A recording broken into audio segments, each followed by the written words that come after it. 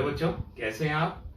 तो last lecture में हमने पढ़ा था जो है एविडेंसेस ऑफ एवोल्यूशन, और हमने उसमें पहला एविडेंस पढ़ा था पेलियोंटोलॉजिकल एविडेंसेस और fossil, which are the most important evidences और the best evidences of evolution.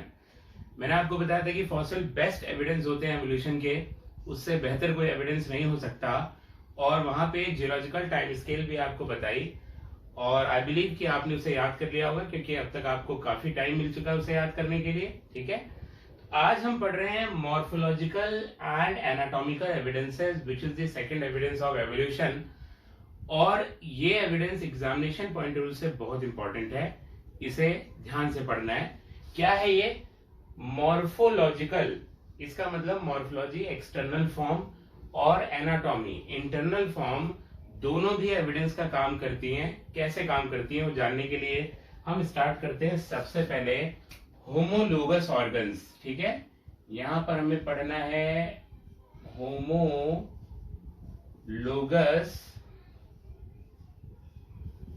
Organs. Homologous organs क्या है? अगर टर्म कोई आप देखिए तो होमो का मतलब होता है सेम, लोगस का मतलब होता है पोजीशन। तो होमोलोगस ऑर्गन वो हैं जो सेम पोजीशन से अराइज करते हैं। जैसे हमारे हाथ पेक्टोरल गिल्डर से अराइज करते हैं, ठीक उसी तरह से कई सारे और मैमल या सारे ही मैमल्स के जो हैंड्स हैं वो पेक्टोरल गिल्डर से अराइज करते हैं, कंधों के पास से अराइज करते हैं। तो इसका मतलब वो होमोलोगस हो गए। होमो का मतलब सेम पोजीशन, होमो का मतलब सेम, लोगस का मतलब पोजीशन, सेम पोजीशन से अराइज करने वाले। वैसे मोटा मोटा हम कहें तो होमोलोगस ऑर्गन की डेफिनेशन होती है वो ऑर्गन जिनका सिमिलर स्ट्रक्चर होता है, सिमिलर ओरिजिन होता है, पर वो डिफरेंट फंक्शन करते हैं। पर और सही अगर हम डेफिनेशन को कहें तो होमोलोगस ऑर्गन का similar origin, similar internal structure, functions may और मे नॉट बी डिफरेंट, ये हम कहें तो ज्यादा बेटर होगा, क्योंकि फंक्शन कई बार एक जैसे भी होते हैं। मैमल्स के हाथ हैं, मैमल्स के पैर हैं, तो सभी मैमल्स अपने पैरों से चलते ही हैं, दौड़ते ही हैं, कोई अपने पैरों से खा नहीं रहा। इसका मतलब है सबका सेम फंक्शन हो गया। तो सेम फंक्शन भी हो सकता है, मगर होमोलोगस ऑर्गन की बात करी तभी जाती है जब उसका फंक्शन डिफरेंट होता है। इसलिए बुक्स आपको डेफिनेशन देती है same origin, same internal structure but different function. पर एग्जैक्ट डेफिनेशन क्या बताइए आपको अभी? Organs having similar origin, similar internal structure, functions may और मे नॉट बी डिफरेंट। ये बिल्कुल सही डेफिनेशन है। जब आप एग्जांपल्स लिखोगे तो आपको समझ में आएगा, और आप मुझे क्वेश्चन नहीं करोगे कि सर आपने ये डेफिनेशन बताई थी। तो जरा लिखिए होमोलोगस ऑर्गन की definition. Organs having similar origin, similar internal structure, functions may और may not be different, they are homologous organs. ठीक है, उन्हें हम होमोलोगस ऑर्गन्स कहते हैं। फॉर एग्जाम्पल अगर आप देखिए human hand,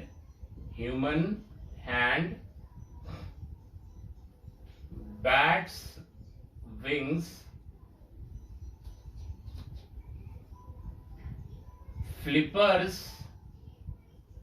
of whale, cat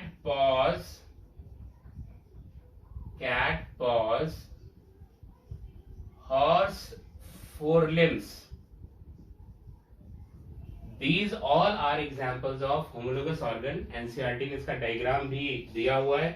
for example अगर आप देखिए ना, आप ह्यूमन हैंड को लेते हैं तो ह्यूमन हैंड में जो बोन्स होती है ना, वो कुछ इस तरह से होती है। यहां आपको पहले मिलेगी इस तरह से ये ह्यूमरस, फिर अल्ना रेडियस, ठीक है, उसके बाद मिलेंगे कार्पेल्स, रिस्ट बोन जिसे हम कहते हैं, और फिर मेटाकार्पेल्स, और फिर फेलेंजेस।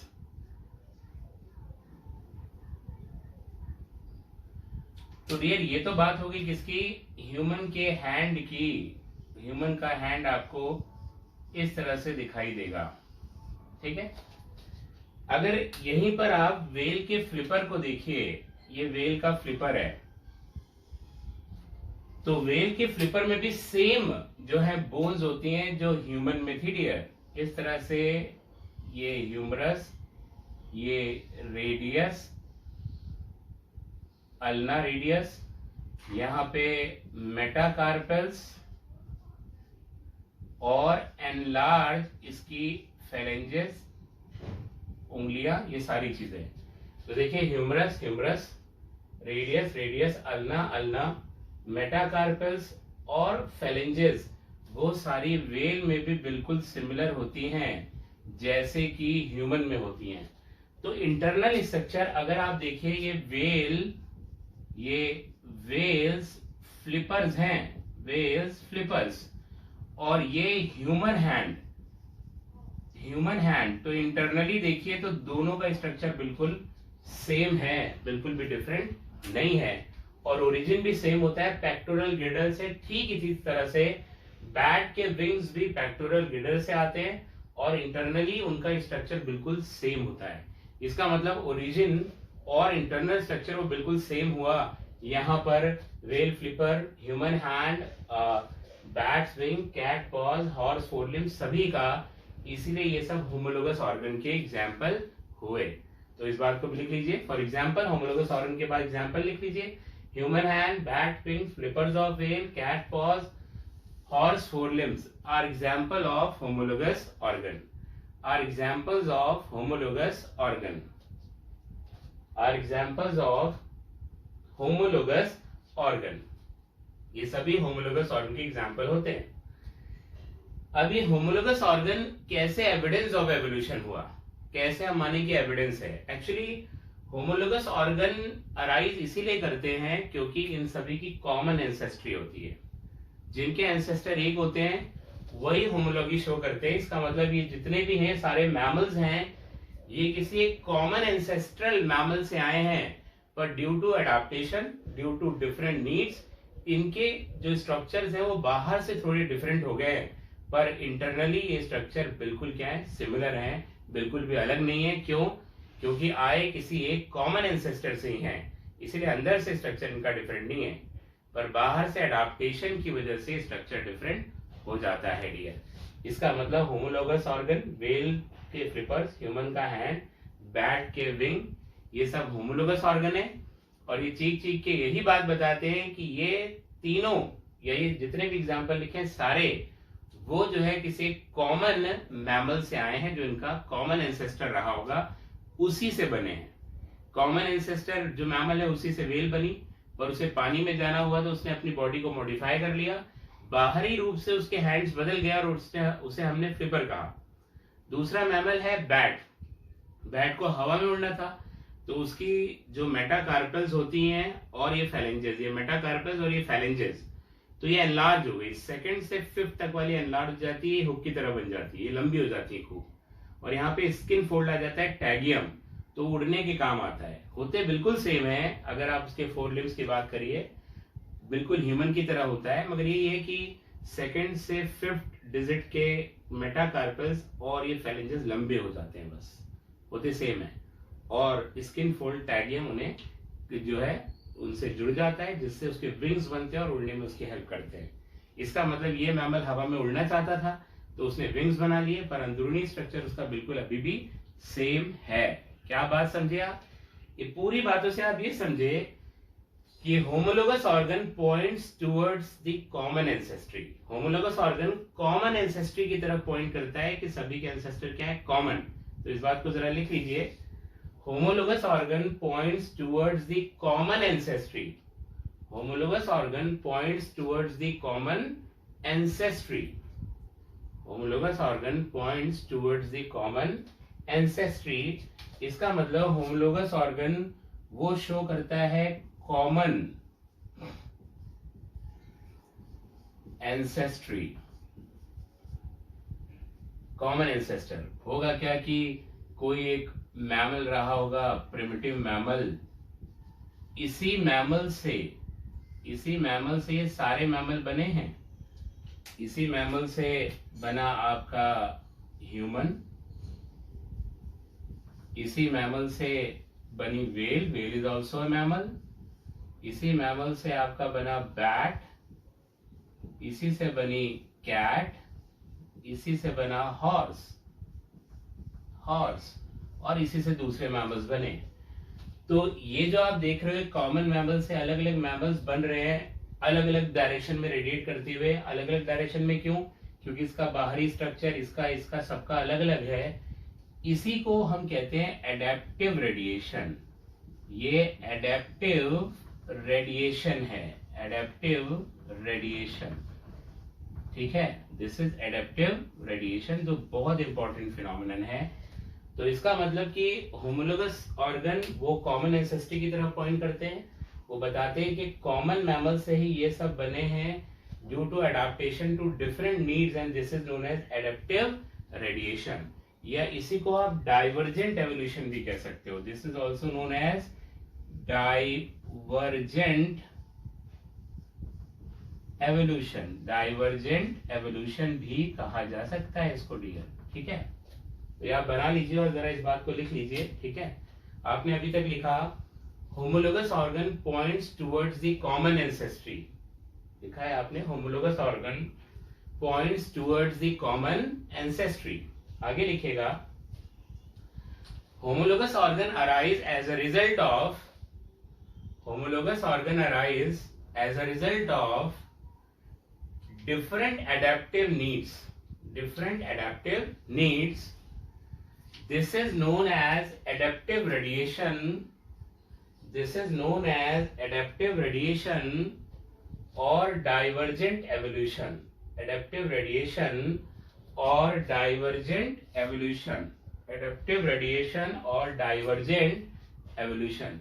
इसी को हम adaptive radiation या divergent evolution कहते हैं, ठीक है। डाइवर्जेंट क्यों? क्योंकि ये कॉमन मैमल से अलग अलग फॉर्म में डाइवर्ज कर गए, अलग अलग तरह की फॉर्म बनाई। बाहरी जो फॉर्म है, बाहर का जो स्ट्रक्चर है वो अलग अलग बनाया। ये बात अलग है कि अंदरूनी स्ट्रक्चर, इंटरनल स्ट्रक्चर वो यहाँ पे क्या है, सेम है, ठीक है। तो ये एग्जाम्पल के बाद हम और एग्जाम्पल भी ले लेते हैं यहाँ पर। जैसे अगर आप एग्जाम्पल लो प्लांट्स में, तो thorn of bougainvillea, bougainvillea and tendrils of cucurbita are examples of homologous organ. क्यों? क्योंकि अगर आप देखोगे ना तो बोगेनविलिया में इस तरह से हमने लीफ बना दी और ये हमने बना दिया कुकुरबिटा। तो यहाँ पे लीफ की जो ऑक्सिलरी पोजीशन है लीफ और स्टेम के बीच में, इसे हम कहते हैं एक्सिलरी पोजीशन। और यहाँ भी जो एक्सिलरी पोजीशन है वहीं से टेंड्रिल निकल रहे हैं, और बोगेनविलिया में क्या निकल रहे हैं, थॉर्न, उसके प्रोटेक्शन के लिए। तो बोगेनविलिया के थॉर्न और कुकुरबिटा का टेंड्रिल, दोनों की जो पोजीशन है वो सेम है, अराइज करने की लोकेशन सेम है, एक्सिलरी पोजीशन लीफ और स्टेम के बीच में। वहां से थॉर्न निकल रहा है बोगेनविलिया में, जबकि कुकुरबिटा में क्या अराइज कर रहा है, टेंड्रिल। तो जब ये पोजीशन सेम है तो इन्हें हम कहेंगे होमोलोगस ऑर्गन। पर देखिए इनके फंक्शन डिफरेंट है। जहां पर थॉर्न का फंक्शन प्रोटेक्शन होता है, वहीं टेंड्रिल का फंक्शन होता है सपोर्ट।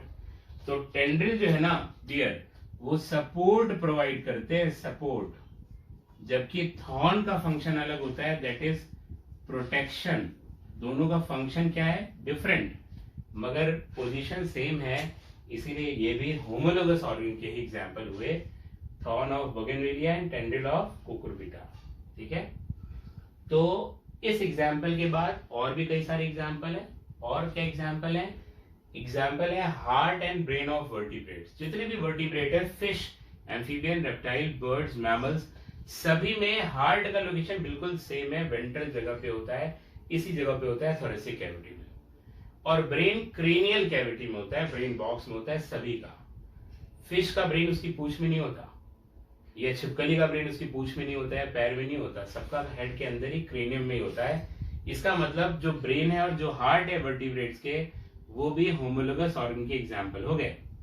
और देखिए मैंने आपको शुरू में डेफिनेशन बताई थी, फंक्शन मे और मे नॉट बी डिफरेंट, क्योंकि ह्यूमन के ब्रेन का जो फंक्शन है वही छिपकली के ब्रेन का फंक्शन है, वही फ्रॉग के ब्रेन का फंक्शन है, वही फिश के ब्रेन का फंक्शन ऐसा नहीं होता कि फिश अपने ब्रेन से वो डाइजेशन करती है, ऐसा तो है नहीं, सोचती है। फ्रॉग अपने ब्रेन से भागता है, ऐसा नहीं होता, सोचता ही है। तो सभी ब्रेन से सोचते हैं या उनके बॉडी के डिफरेंट फंक्शन को ब्रेन गवर्न करता है, तो फंक्शन भी सेम हो गया और लोकेशन भी सेम हो गई और इंटरनल स्ट्रक्चर भी मोर और लेस सेम होता है। इसका मतलब वो होमोलोगस ऑर्गन की एग्जांपल है, पर फिर भी उनका फंक्शन क्या होता है, वो सिमिलर होता है, डिफरेंट नहीं होता। क्या बात को समझे आप? क्यों कहा था मैंने कि फंक्शन में और may not B same, function में और मे नॉट बी डिफरेंट, वो इसीलिए। तो जरा लिख लीजिए, other examples are heart and brain of vertebrates. Other examples are heart and brain of vertebrate. Other examples are heart and brain of vertebrates. Heart and brain of vertebrates. ये दूसरे examples. देखिए अब इससे क्वेश्चन आता है, बहुत important है, जरूर आता है। तो कैसे आप जाने कि होमोलोगस ऑर्गन है, होमोलॉगी है या कि एनालॉगी, जो नेक्स्ट हम पढ़ेंगे एनालॉगी, होमोलॉगी है कि एनालॉगी, यही पता लगाना होता है। जो रिलेटेड स्पीशीज होती है उसमें हमेशा होमोलॉगी होती है, और जो अनरिलेटेड होती हैं उनमें होमोलॉगी कुछ स्ट्रक्चर में हो सकती है, बेसिक, सब में नहीं हो सकती। या बहुत अनरिलेटेड है तो कभी होमोलॉगी नहीं होगी। फॉर एग्जांपल, अगर मैमल और मैमल दिया जाए एग्जांपल में, पूछा जाए होमोलॉगी की एनालॉगी, हमेशा होमोलॉगी होगी। मैमल और मैमल में होमोलॉगी। दो एग्जांपल दिए हो, दोनों रेप्टाइल को बिलोंग करते हो, तो होमोलॉगी होगी कि एनालॉगी? होमोलॉगी। बर्ड्स दो दी हो और पूछा जाए होमोलॉगी है इनमें कि एनालॉगी, हमेशा होमोलॉगी। तो mammal mammal, bird bird, reptile reptile, amphibian amphibian, fish fish में हमेशा होमोलॉगी को सोचना ही नहीं है। मगर बात तब आती है जब मैमल और फिश दे दी जाए और पूछा जाए बताओ इनमें होमोलॉगी होगी एनालॉगी, तो ये फार रिलेटेड है, बहुत दूर है, कहाँ फिश और कहाँ महान मैमल। तो इनके बीच में होमोलॉगी हो सकती है, पर केवल इंपॉर्टेंट स्ट्रक्चर में, जैसे हार्ट और ब्रेन अभी आपको बताया। और चीजों में होमोलॉगी नहीं होगी। एकदम अलग है फिश, उसके हाथ नहीं है, फिन्स हैं, तो फिन और हैंड में कोई होमोलॉगी नहीं होगी। तो देखिए अगर अनरिलेटेड है मैमल और फिश, तो केवल बेसिक स्ट्रक्चर में होमोलॉगी होगी। बेसिक मतलब ब्रेन, हार्ट, इस तरह के स्ट्रक्चर। इसके अलावा बाहरी किसी भी स्ट्रक्चर में होमोलॉगी कभी नहीं होगी। अंदर के भी कुछ स्ट्रक्चर है, वहां भी होमोलॉगी नहीं होगी, डिफरेंट होंगे। उसका रेस्पिरेशन गिल से होता है, हमारे भी लंग से होता है। तो बात को समझे आप, अगर अनरिलेटेड हो तो उनमें एनालॉगी होगी, except for basic features like brain and heart, वही याद रखिए आप। और बाकी जब भी दूर के एग्जांपल्स गिवन हो तो आप कहिए उसमें क्या होगी, हमेशा एनालॉगी।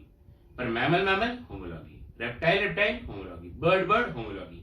मैमल और बर्ड एनालॉगी होगी ज्यादातर केस में, और होमोलॉगी हो सकती है, पर वो बहुत बेसिक स्ट्रक्चर्स में ही होमोलॉगी होती है, हर स्ट्रक्चर में होमोलॉगी नहीं होती। तो बात समझ गए होंगे शायद आप कि होमोलॉगी कहाँ होगी, रिलेटेड स्पीशीज, पास पास, क्लोजली रिलेटेड, और एनालॉगी फार रिलेटेड। ठीक है, तो इसी के साथ ये होमोलोगस ऑर्गन को खत्म करते हैं, और अब हम पढ़ते हैं डियर यहाँ पे ना एनालॉगस ऑर्गन्स को। ठीक है, after homologous organ let us study analogous organs. Analogous organ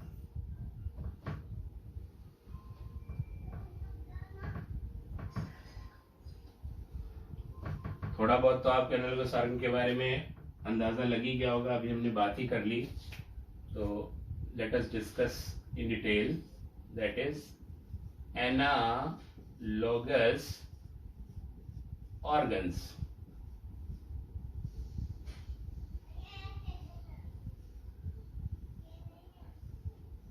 तो एनालॉगस, लोगस मतलब फिर वही जगह, एना मतलब अलग अलग, यहाँ अलग अलग जो है ओरिजिन होगा मगर फंक्शन सेम होगा। इसका मतलब वो ऑर्गन जिनका ओरिजिन डिफरेंट होता है, जिनका इंटरनल स्ट्रक्चर डिफरेंट होता है, पर फंक्शन सेम होता है, वो हमेशा एनालॉगस ऑर्गन होते हैं। फंक्शन कभी यहाँ डिफरेंट नहीं हो सकता। तो इस बात को लिख लीजिए, organs having different origin, organs having different origin, different internal structure, but they perform similar function, are analogous organ। For example, जो इसका क्लासिकल एग्जाम्पल है डियर, वो है wings of birds and wings of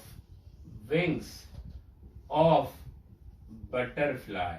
butterfly, देखिए फार related है, जहां butterfly तुच्छ arthropoda को बिलोंग करता है। ये तुच्छ ऑर्थोपोडा क्यों कह रहे हैं, क्योंकि बर्ड्स वो एव्स को बिलोंग करती है, इनके सामने तो महान ही हो गए। ऑर्थोपोडा इनवर्टिब्रेट है, वर्टिब्रेट में भी बहुत हाई आते हैं बर्ड्स।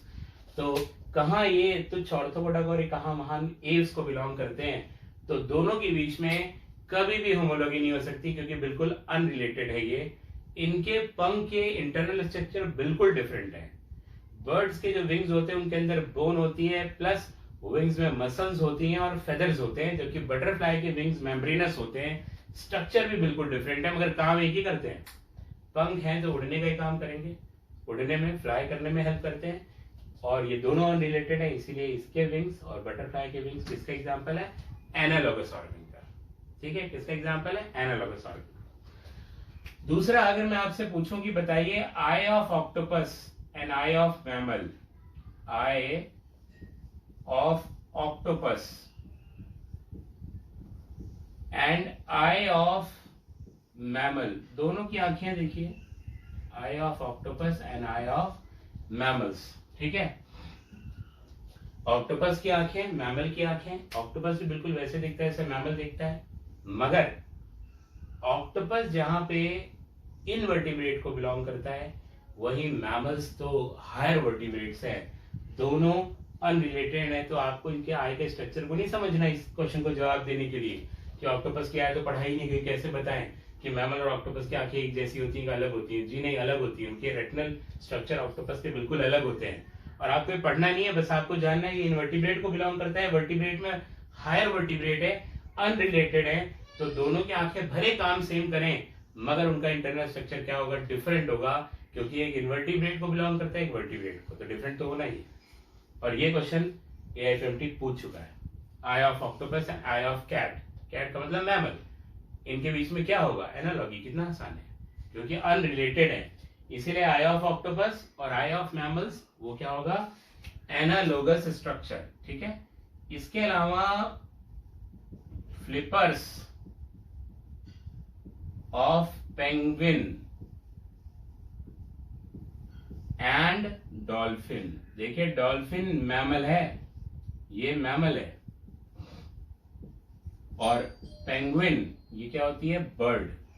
तो बर्ड और मैमल अनरिलेटेड होते हैं, दूर दूर है, एक जैसे नहीं है। इसके फ्लिपर्स और इसके फ्लिपर्स काम सेम है, स्विमिंग करने में हेल्प करते हैं, मगर दोनों का इंटरनल स्ट्रक्चर, ओरिजिन वो डिफरेंट है। इसीलिए पेंगुइन के और डॉल्फिन के फ्लिपर्स वो एनालॉगस ऑर्गन के स्ट्रक्चर होते हैं। ठीक है, ऐसे बहुत से एग्जाम्पल आप खुद से लिख सकते हो, मगर अगर हम प्लांट में लिखें तो पोटैटो एंड स्वीट पोटैटो। देखिए, पोटैटो जहां पे स्टेम का मॉडिफिकेशन होता है, स्टेम मॉडिफिकेशन, वहीं पर जो पोटैटो है वो root, sweet potato root modification होता है। मतलब दोनों का इंटरनल स्ट्रक्चर अलग है, एक रूट है, एक स्टेम है, मगर दोनों का फंक्शन बिल्कुल सिमिलर होता है। दोनों का फंक्शन होता है स्टोरेज। पोटैटो या स्वीट पोटैटो दोनों का फंक्शन क्या है, स्टोरेज। तो फंक्शन सेम है, मगर ये स्टेम का मॉडिफिकेशन है तो ये रूट का मॉडिफिकेशन है। इसीलिए पोटैटो और स्वीट पोटैटो एग्जांपल हो गए किसके, एनालॉगस ऑर्गन्स के। ठीक है, अब एनालॉगस ऑर्गन कैसे एविडेंस ऑफ एवोल्यूशन बनते हैं। देखिए, ये एनालॉगस ऑर्गन सेम जरूरतों की वजह से बने।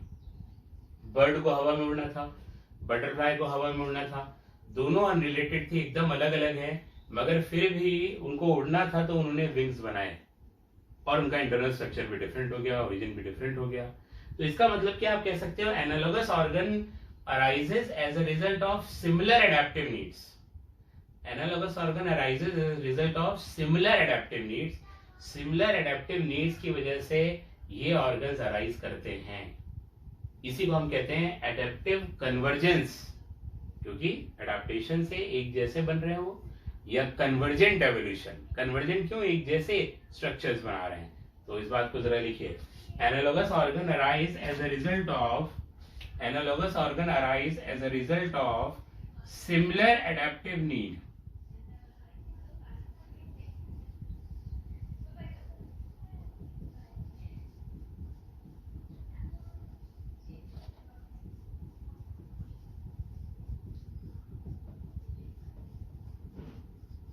This is known as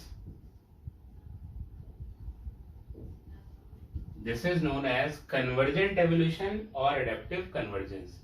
Analogous organ arise as a result of similar adaptive needs. This is known as adaptive convergence or convergent evolution. ये होमोलोगस ऑर्गन से बिल्कुल डिफर कर रही है डेफिनेशन की अगर हम बात करें तो, ठीक है। तो ये बात हो गई एनालॉगस ऑर्गन की। डियर देखिए, आपको समझ के चलना है, एग्जाम्पल आपके सामने कोई भी आ सकता है, आपको ये देखना है अनरिलेटेड है क्या। अगर कोई वर्टिब्रेट और इनवर्टिब्रेट का एग्जाम्पल दे तो कभी भी उनमें होमोलॉगी हो ही नहीं सकती, सोचना ही नहीं कुछ, हमेशा क्या होगी एनालॉगी। कोई भी एग्जाम्पल जहां वर्टिब्रेट और इनवर्टिब्रेट दिया हो तो कभी वहां पे होमोलॉगी नहीं होगी। हाँ, वर्टिब्रेट दिया हो, एक मैमल दिया हो, एक फिश दिया हो, तो देखना पड़ेगा हमें, वहां होमोलॉगी एनालॉगी दोनों हो सकती है। होमोलॉगी वो बेसिक स्ट्रक्चर में होगी और एनालॉगी जो बेसिक स्ट्रक्चर नहीं है उनमें एनालॉगी ही होगी हमेशा, ठीक है। तो इस बात का ध्यान रखना है, इन कीज को ध्यान रखना है, इन कंसेप्ट को ध्यान रखना है, इसके अनुसार आपको काम करना है, ठीक है। नेक्स्ट जो है ना एविडेंस ऑफ एवोल्यूशन, वो है vestigial organ. Vestigial organs, vestigial organs, vestigial organs. अब ये क्या होते हैं वेस्टिजियल ऑर्गन्स? वेस्टिजियल ऑर्गन पढ़ा है आपने, ये वो ऑर्गन है जो शायद हमारे पूर्वजों में फंक्शनल होते थे पर हम में फंक्शनल नहीं है, समय के साथ नॉन फंक्शनल हो गए। आप लिख सकते हो, डेफिनेशन को लिखिए, rudiments of organ which were functional in their ancestors. Rudiments of organs which were functional in their ancestors. Rudiments of organs which were functional in their ancestors. ये उन ऑर्गन के रूडिमेंट्स हैं जो हमारे एंसेस्टर में functional होते थे। For example अगर आप देखिए तो हम लोगों में वर्मीफॉर्म अपेंडिक्स होता है, हमारे एंसेस्टर्स में, पूर्वजों में इस वर्मीफॉर्म अपेंडिक्स में सेल्यूलोज डाइजेस्टिंग बैक्टीरियाज होते थे और हमारे पूर्वज वो सेल्यूलोज खाया करते थे और उनमें डाइजेस्ट भी हो जाता था, पर हम लोगों में डाइजेस्ट नहीं होता। तो इसका मतलब हमारे पूर्वज जब ये सेल्यूलोज खाया करते थे, मतलब हे, स्ट्रॉ, ग्रास वगैरह, घास फूस, तो गाय भैंसों के साथ चराते होंगे कि भाई चरने जा रहे हो, चलो हम भी चराएं, वो चर के चले आए। पर धीरे धीरे उनको लगा चरना ठीक नहीं है भाई गाय भैंसों के साथ, तो उन्होंने सेल्यूलोज खाना छोड़ दिया, डाइट बदलती चली गई। जब डाइट बदलती चली गई तो मिलियंस ऑफ ईयर्स में कभी यूज नहीं किया वर्मीफॉर्म अपेंडिक्स को, या मिनिमम यूज किया, तो क्या हुआ कि धीरे धीरे ये बैक्टीरिया गायब हो गए और वर्मीफॉर्म अपेंडिक्स नॉन फंक्शनल हो गया। आज अगर हम सेल्यूलोज खाते भी हैं तो हमें वो डाइजेस्ट नहीं होता है, रफेज का काम करता है, वो हमारे एलिमेंट्री कैनाल को साफ करता है, यही काम करता है, पर डाइजेस्ट नहीं होता। हमें वर्मीफॉर्म अपेंडिक्स क्या हो गया? वेस्टिजियल। मगर फिर वो है क्यों? है इसलिए क्योंकि उसके जीन्स हमारे अंदर है इसलिए क्योंकि हमारे एंसेस्टर में था, धीरे धीरे छोटा हो गया, रिड्यूस हो गया, पर आज भी वो प्रेजेंट है। यही बात चीख चीख कर बताने के लिए कि भैया हम आए उसी एंसेस्टर से हैं जिनमें ये सेल्यूलोज का डाइजेशन होता था वर्मीफॉर्म अपेंडिक्स में। हमें काम तो कुछ नहीं करता वर्मीफॉर्म अपेंडिक्स, बल्कि इसका इन्फेक्शन हो जाता है, अपेंडिसाइटिस कहते हैं, और टाइम पे उसको कट करके ना निकाला जाए तो जान भी चली जाती है, इतना खतरनाक होता है। तो वेस्टिजियल ऑर्गन भी एविडेंस ऑफ एवोल्यूशन और अच्छे हैं, क्योंकि हमें बहुत सारे ऐसे ऑर्गन है जो फंक्शन नहीं करते। फिर वो क्यों हैं? वो है इसलिए क्योंकि जिन एंसेस्टर से हम आए उनमें वो ऑर्गन हुआ करते थे, ठीक है।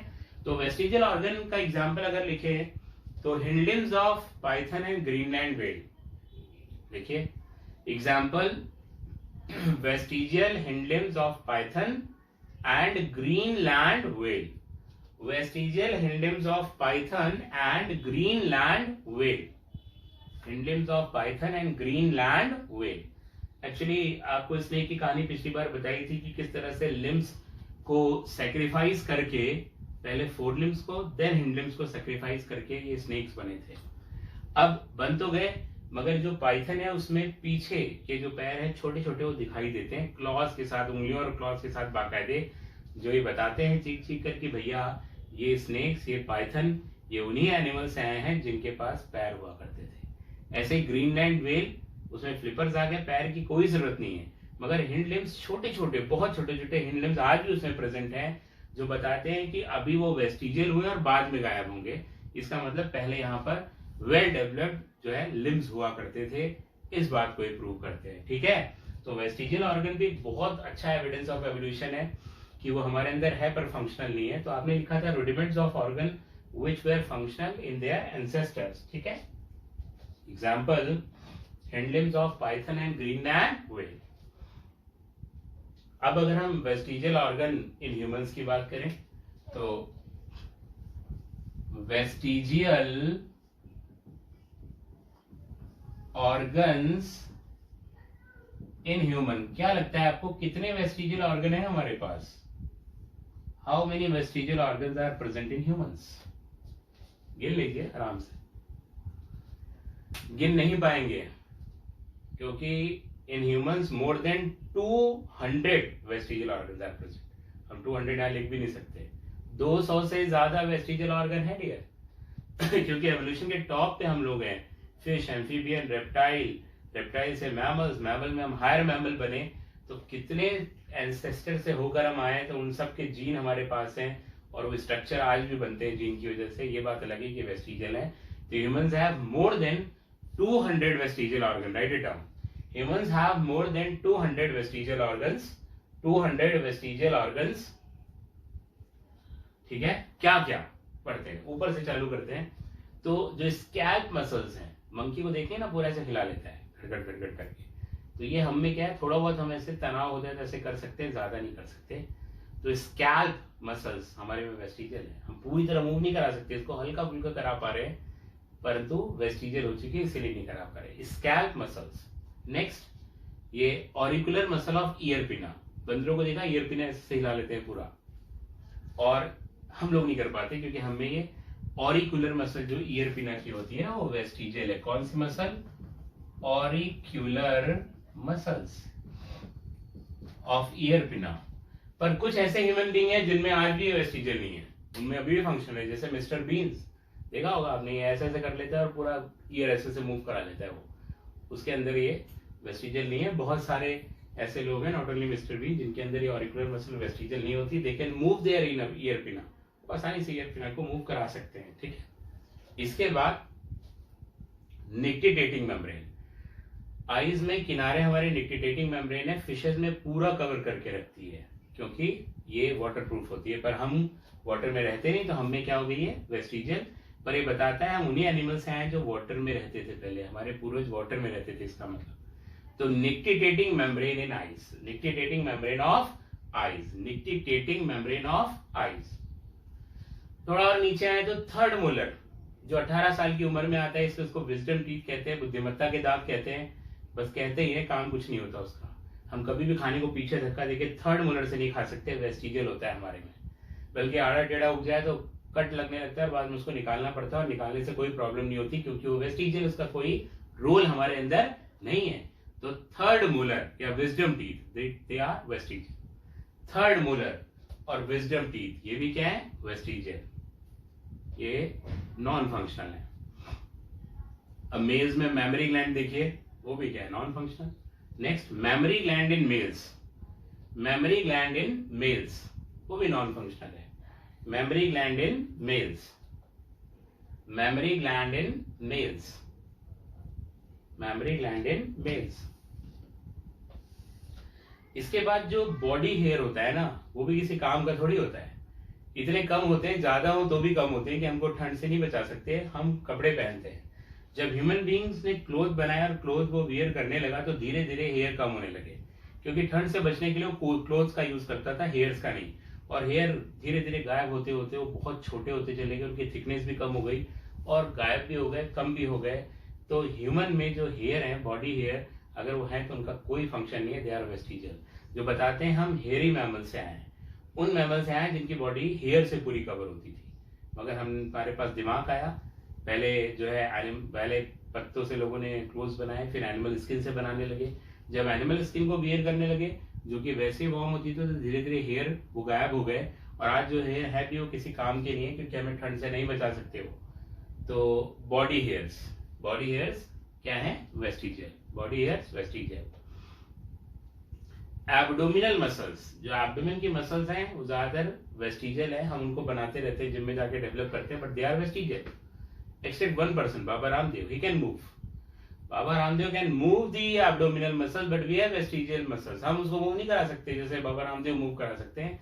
तो वो प्रूव करता है कि हमारे पूर्वजों में क्या थी, वो फंक्शनल, और कई लोगों में अभी भी फंक्शनल होती है। तो एब्डोमिनल मसल्स ये भी क्या है, वेस्टिजियल।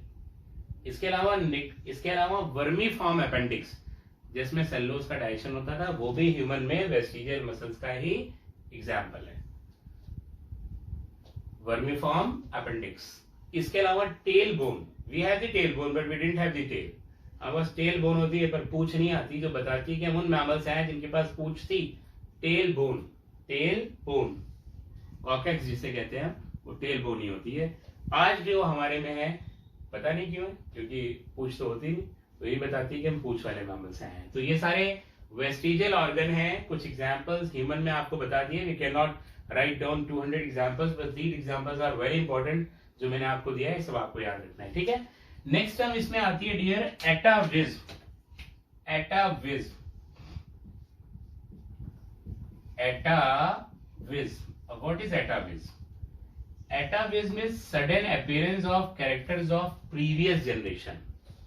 देखिए प्रीवियस जो हमारी जनरेशन होती है, हमारे एंसेस्टर होते हैं, उसके कैरेक्टर हमें जल्दी नहीं आते, जैसे कि पूंछ, वो पूंछ वाले मैमल से हम जरूर बने हैं, हम जो है एप से बने हैं, उनकी पूंछ हुआ करती थी, मगर हम में नहीं होती। पर कभी कभार अचानक से वो चीज जनरेट हो जाती है, क्योंकि हमारे अंदर उसका जीन होता है जो कि सप्रेस हो चुका होता है किसी वजह से, पर किसी में वो जीन अगर एक्टिविटी करे तो वो बना सकता है पूंछ। तो एटाविज्म देखिए, sudden appearance of characters of previous generation, sudden appearance of characters of previous generation, sudden appearance of characters of previous generation, इसे हम कहते हैं एटाविज्म।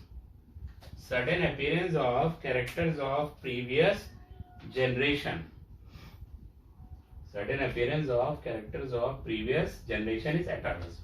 For example, tail, small tail in newborn. कुछ ह्यूमन बेबी में ना छोटी सी टेल निकल आती है, जबकि हम लोगों में टेल होती नहीं जनरली। अब टेल निकल आई तो कुछ लोग कहते हैं भैया शैतान का रूप है कि पूंछ है उसके, तो कुछ लोग कहते हैं अरे बजरंग बली अवतार लिए पूंछ के साथ, और भैया लोगों का मेला लग जाता है, मूंगफली बिकने लगती है, झूले वूले लग जाते हैं, तमाम लोगों को रोजगार मिलता है, दूर दूर से लोग देखने आते हैं कि दर्शन करने के प्रभु अवतरित हो गए। असल में है क्या, एटाविज्म। ये जीन हम सभी के अंदर है, पर वो एक्सप्रेस नहीं कर पाता अपने आप को, और किसी में एक्सप्रेस करने में कामयाब हो जाता है, तो इस तरह से स्मॉल टेल निकल आती है, उसी को हम कहते हैं क्या, एटाविस्टिक कैरेक्टर। तो sudden appearance of characters of previous generation, example small tell in newborn, small tell in newborn. किसकी बात हो रही है, ह्यूमंस की, ब्रैकेट में ह्यूमन भी लिख लीजिएगा अगर कोई कंफ्यूजन है तो।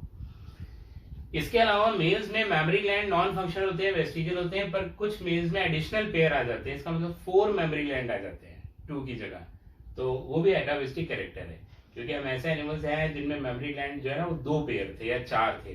तो additional pair of memory gland in human male, ये भी लिख लीजिए, एडिशनल पेयर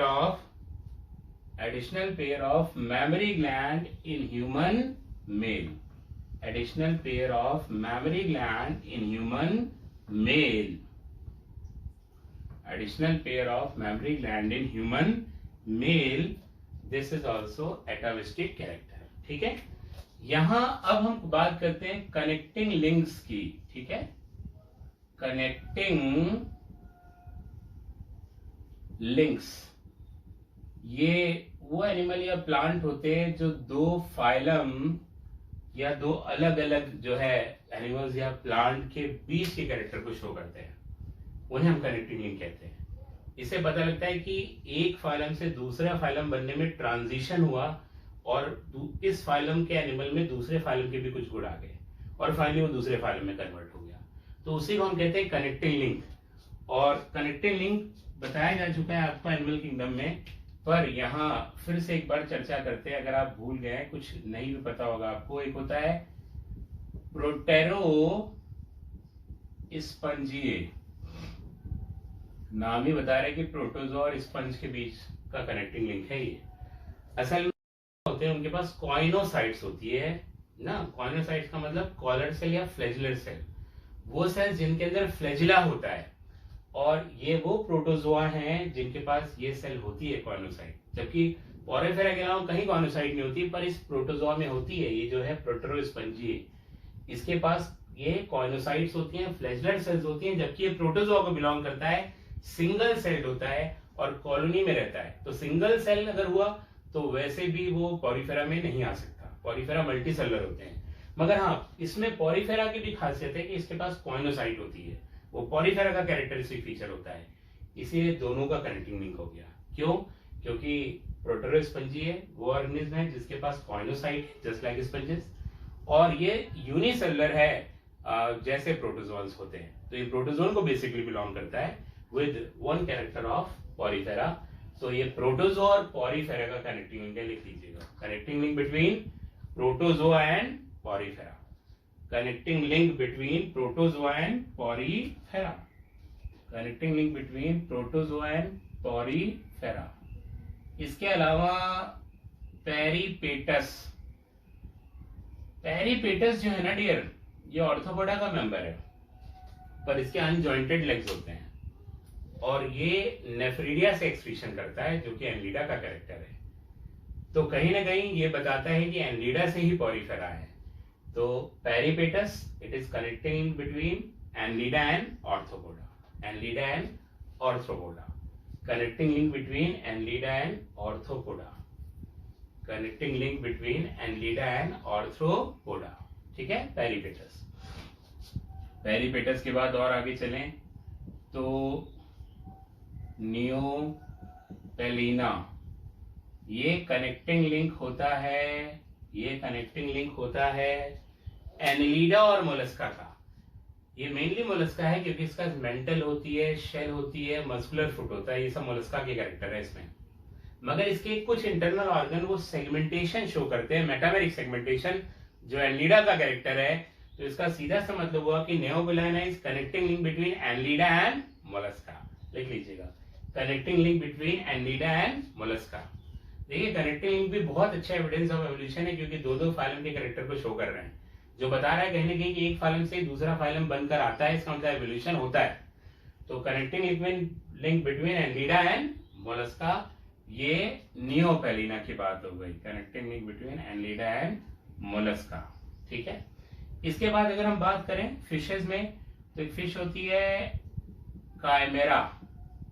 कायमेरा ये कनेक्टिंग लिंक होती है कार्टिलेजिनस एंड बोनी फिशेस में, दोनों के कैरेक्टर हैं। ये होती कार्टिलेजिनस फिश है, पर इसमें बोनी फिश की तरह ओपरकुलम होता है। ओपरकुलम या गिल कवर कभी कार्टिलेजिनस फिश में नहीं होता, ये एक्सेप्शन है जिसके पास गिल कवर होता है। गिल कवर या ओपरकुलम हमेशा बोनी फिश के पास होता है। तो कार्टिलेजिनस फिश होते हुए भी इसके पास गिल कवर है, इसीलिए कनेक्टिंग लिंक बनी किसकी? Cartilaginous fish and bony fish. Connecting link between cartilaginous fish and bony fish, connecting link between cartilaginous fish and bony fish, that is Chimaera. Chimaera. इसके बाद ये है लेटिमेरिया और लंग फिशेस। लंग फिशेस, देखो Latimeria जो है ना, उसके पास लोब्ड फिन्स हैं, मतलब पैर हैं इसके, एक तरह से हाथ और पैर हैं, उसमें हल्के हल्के फिन्स लगे हुए हैं। और लिम्स की बात करें, लोब्स की बात करें, तो एम्फीबियन, रेप्टाइल, मैमल्स में होते हैं लोब्स, बर्ड्स में होते हैं लोब्स। फिशेस के पास फिन्स होते हैं, पर फिन्स तो नाम मात्र के, लोब्स हैं इसके पास, हाथ और पैर जैसे। तो ऐसा माना जाता है कि इसके पास लोब्स आ गया और उन्हीं से एम्फीबियन आए होंगे। ठीक इसी तरह से लंग फिशेस की बात करें तो हैं तो फिश, पर ये लंग से भी रेस्पायर कर सकती है, जैसे कि एम्फीबियंस कर पाते हैं। पहले टेडपोल होते तो गिल से करते हैं, बाद में वो लंग से करते हैं, स्किन से करते हैं। तो ये दोनों ही लेटिमेरिया और लंग फिशेस को कनेक्टिंग लिंक माना जा सकता है फिशेस और एम्फीबियंस से के बीच में। इसके पास पैर बनने लगे थे और उसके पास लंग्स बन चुके थे, तो both are connecting link between fishes and amphibians. ऐसे ही फिशेस से एम्फीबियंस अराइज किए होंगे, बने होंगे, इन्हें देखकर ऐसा अंदाजा लगाया जा सकता है। तो connecting link between fishes and amphibians, Latimeria and lung fishes. Latimeria is very important, आगे भी एनसीईआरटी ने लिखा हुआ है। और हम डिस्कशन करेंगे तो देखेंगे क्या चीजें उसमें लिखी हुई है, ठीक है। लंग फिशेस के बाद लेटिमेरिया एंड लंग फिशेस, यहां पर आ जाइए तो egg laying mammals, egg laying mammals आप जानते हो, टेकाइग्लॉसस और ऑर्निथोरैंकस, डकबिल मोल, ये वो मैमल्स है जो एग ले करते हैं। जबकि मैमल्स का कैरेक्टर होता है कि they give birth to young ones, पर ये एग लेइंग है। और कई और कैरेक्टर इनमें रेप्टाइल के हैं, जबकि ये मैमल्स होते हैं। तो इनमें मोस्टली कैरेक्टर मैमल्स के हैं, मैमरी ग्लैंड और दूसरे कैरेक्टर, मगर रेप्टाइल के भी कुछ कैरेक्टर है, जैसे कि दे ले एग्स। इसीलिए कनेक्टिंग लिंक हुए किसके किसके बताइए, रेप्टाइल्स एंड मैमल्स। तो लिख लीजिए connecting link between reptiles and mammals, connecting link between reptiles and mammals, connecting link between reptiles and mammals, reptiles and mammals, connecting link between reptiles and mammals। तो dear ये connecting link हो गए, तो हमने यहाँ पर मॉर्फोलॉजिकल और anatomical evidences को खत्म कर दिया। ये जितने भी एविडेंस थे वो मॉर्फोलॉजी एनाटॉमी को ले रहे थे, इन सब चीजों को। इसके अलावा बायोकेमिस्ट्री भी एक तरह का एनाटॉमिकल एविडेंस होता है। जब हम जो है ब्लड प्रोटीन्स को, ब्लड को और दूसरे केमिकल्स को कंपेयर करते हैं, तो रिलेटेड स्पीशीज में वो केमिकल्स, वो बायोमोलिक्यूल्स रिलेटेड आते हैं, एक जैसे आते हैं लगभग, और अनरिलेटेड स्पीशीज में अलग अलग होते हैं। फॉर एग्जाम्पल ह्यूमन एप्स से आया है, एप्स और ह्यूमन में देखें तो ब्लड प्रोटीन्स जो होती है ना 90% सिमिलर होती है, और ह्यूमन और एप्स में जो हीमोग्लोबिन है उसमें 99% होमोलॉजी है। इसका मतलब 99% सिमिलरिटी शो कर रहे हैं। क्यों? क्योंकि रिलेटेड है, एप से ह्यूमन आया है, और फार रिलेटेड में ये चीज कंपेयर करेंगे तो अलग हो जाएगा, चीजें अलग हो जाएंगी। इसका मतलब कि अगर आप बायोकेमिकल एस्पेक्ट को देखें, केमिकल्स को देखें, बायोमोलिक्यूल्स को देखें, तो वो भी रिलेटेड स्पीशीज में सिमिलर होते हैं, और अनरिलेटेड स्पीशीज में उतने ही डिसिमिलर होते चले जाते हैं। तो इसी के साथ ये पूरा मॉर्फोलॉजिकल और एनाटॉमिकल एविडेंसेस हमने फिनिश कर लिया है, ठीक है। अब हमें पढ़ना है एम्ब्रियोलॉजिकल एविडेंसेस और बायोजियोग्राफिकल एविडेंसेस, दो एविडेंसेस जो दोनों ही हम नेक्स्ट लेक्चर में खत्म कर लेंगे, तो एविडेंसेस ऑफ एवोल्यूशन खत्म हो जाएगा। और उसके बाद हम बहुत important topic theories of evolution पे आएंगे। पहले एविडेंसेस को खत्म कर लें, बीच में एक और टॉपिक वैसे तो पढ़ाएंगे एडेप्टिव रेडिएशन, डार्विन का एग्जांपल लेते हुए, फिर थ्योरीज ऑन जो है एवोल्यूशन, उस पे आ जाएंगे, वो भी बहुत इंपॉर्टेंट पार्ट है। तो डियर आज का इतना ही, थैंक यू वेरी मच।